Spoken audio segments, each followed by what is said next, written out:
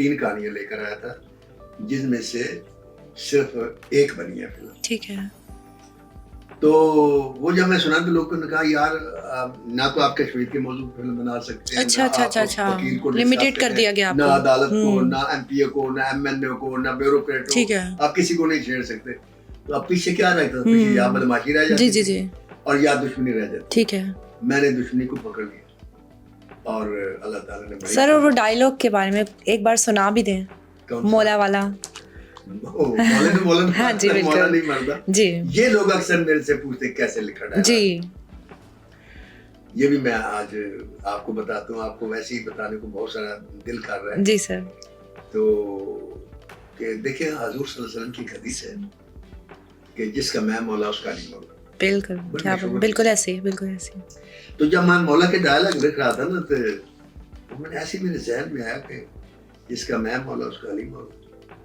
तो मैंने कहा अली को शिकस्त नहीं हुई कभी, इसलिए नहीं हुई ना कि क्या बात है, जिसका मैं मौला उसका वो मौला। क्या बात है। तो मैंने कहा इनसे ऊपर भी तो एक है जिसको वो भी तो मौला है, अल्लाह ताला भी तो कहते हैं अंत मौलाना। तो एकदम ज़हन में आके फिर मौला ने मारे थे, मौला नहीं मरता। क्या बात है, ऐसे खूबसूरत, बहुत ज़बरदस्त। सर, उस टाइम की फिल्म इंडस्ट्री पे अगर हम बात करें तो बड़ा क्रिटिसिज्म भी किया जाता है इस चीज़ पे कि जो उस टाइम की हीरोइनें थी उनको बहुत ज़्यादा नचाया जाता था, ये चीज़ें दिखाई जाती थी और उनको फोर्स किया जाता था इस चीज़ के लिए, क्योंकि उनके पास और कोई ऑप्शन ही नहीं होती थी। जिन्होंने इस फील्ड में आना है उन्होंने इस तरह ही अपने आप को दिखाना है। तो क्या कोई और ऑप्शन वाकई नहीं थी नहीं खवातीन एक्ट्रेसेस के लिए? देखिए उसकी वजह ये थी कि जो ऑडियंस थी ना हमारी, उसके लिए जो सबसे बड़ी अय्याशी होती थी ना, जब कुछ के पास पैसे आते थे तो लोग वो चोरी ना हीरा मंडी जाके मुजरा देखते थे। ठीक है। और वो अपने लाइव देखते थे कि लड़की जो है ना नाच रही, तो उनके लिए वो बड़ी एक चीज होती थी। ठीक है। तो उससे फिल्म में हमने नाच को दाखिल किया कि ताकि लोग हमारी फिल्म को देखें। अच्छा, इसीलिए क्योंकि लोग पसंद कर रहे थे। हाँ जी, ठीक है। लोग भी पसंद करते थे, वरना जब लोग आप देखें आज वो बात नहीं है। बिल्कुल। क्यों बात नहीं है कि आज ये रक्स आई है, अब ये आपके मोबाइल के हाथ में सब कुछ ही आ गया। बिल्कुल ऐसे ही है। लिहाजा अब कंटेंट चल रहा है। ठीक है। अब ये देखें मेरी लेजेंड ऑफ मौलाजट में एक भी गाना नहीं है। बिल्कुल।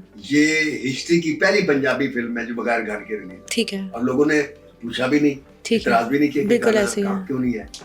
तो इसलिए इस दौर के जो जरूरियात है ना वो कुछ और है। ठीक है। उस दौर आज जो फिल्म इंडस्ट्री में लड़की आती है जी, उससे हम ये नहीं पूछते कि आपको डांस आता है कि नहीं। ठीक है। क्योंकि वो कई डांस हर लड़की को आता है। जी जी। वो उतनी काफी। लेकिन तब रिक्वायरमेंट थी, इस वजह से उनकी मजबूरी थी। मतलब ये एक्ट्रेसेस की अपनी चॉइस नहीं थी, वो ये करती तभी उन्होंने आगे जाना था। एक्ट्रेस की चॉइस तो नहीं होती थी, लेकिन इंडस्ट्री की हमारी चूंकि इंडस्ट्री जिसको आज ओन किया है सोसाइटी ने, पहले ओन नहीं करते थे। हम 2 नंबर के लोग कहलाते थे और एक्ट्रेसेस को लोग बहुत ही गलत कहते थे। बिल्कुल। और ये वो दौर था कि अगर पुत्र या धी फिल्म एक शेर पे उन्हें कान फड़ाया होते। हाँ जी।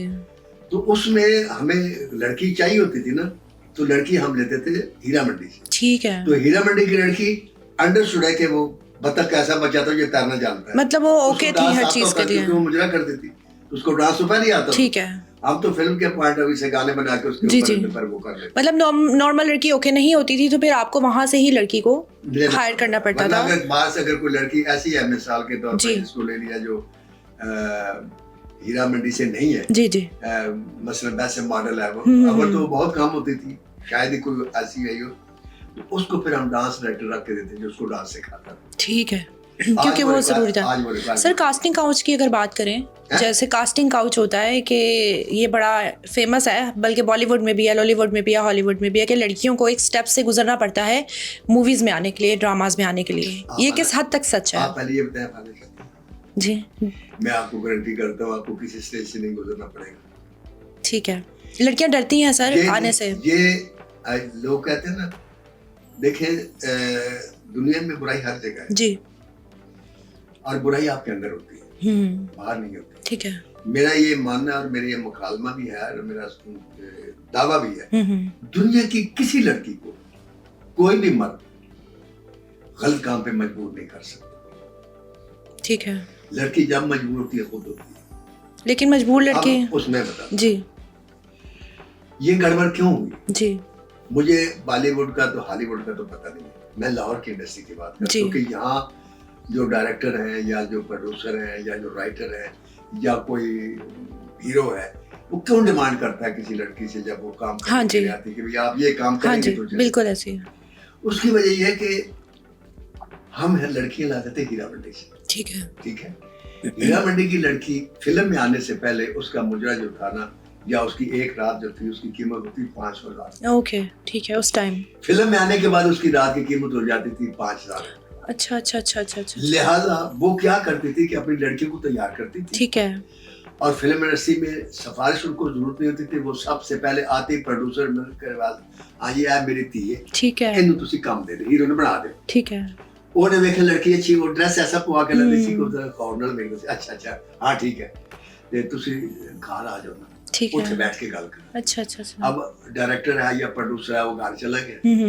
अब वो जो माँ है उसने लड़की को ऐसा ड्रेस पहनाना है, उसने जब सामने लाकर वो चीजें रखनी है तो सब कुछ ही ओपन हो जाना है।